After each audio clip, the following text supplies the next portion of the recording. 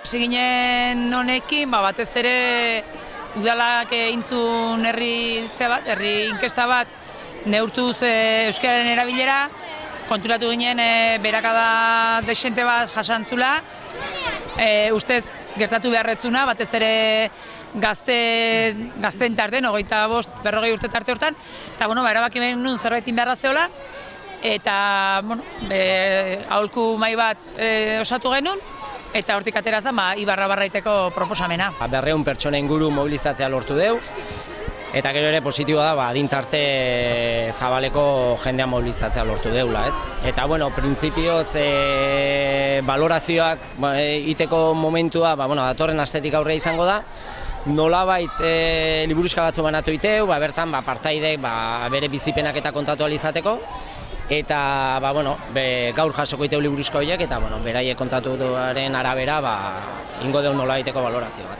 Printzipioz, aurrenengo pausoa izan da, euskaraz hitzetea, euskaraz zekienakin. Baduzkau ohiturak betitik ez zaituen pertsonakin erderaz zaitzeko, beraiek euskara ikasi dute, edo euskaraz zekiten eta txikitatik erderazko joera izan da, eta lehenengo helburua hori izan, euskaldunon artean euskaraz hitz egitea.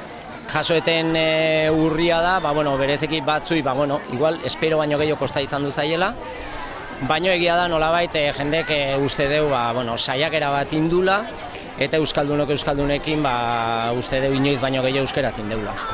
Bai, noski, nik uste batez ere honen giltzarria dela jendearen kontzientziazio hori, ez? 15 egunetan soinean eman deun txapa hau, ez dela gelditu hontan, ez? 15 egun hauetan baizik. Bai soinean, bihotzean, buruan, eraman dezaunera bat Ibarra-Barra euskeraz, eta ez Ibarra-Barra bakarrik baizik. Eskualdean, Gipuzkoan eta Euskal Herri mailan.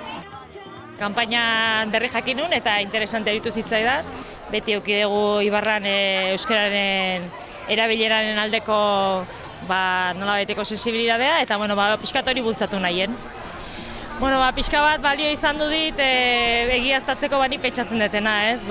Gure egunerokotasunean 100% euskaraz ez gehala aritzen, eta oso errez pasatzen gehala erderara, eta oso errez kutsatzen gaituztela esan ezagun, ez? Eta badaudela ingurune batzuk, oso gertukoak, familikoak eta 100% euskaraz ibiltzen garenak, baina gero lantokira edo juten ganean oso errez erderara jotzen dugula. Bai erdaldunekin eta baita ere euskaliztunekin ere. Txapak pixkat hortarako balio du, ez? Kontzientzia hori pixkat areagotzeko, eta espero ezagun hemendik aurrea jarraituko dugula baita ere.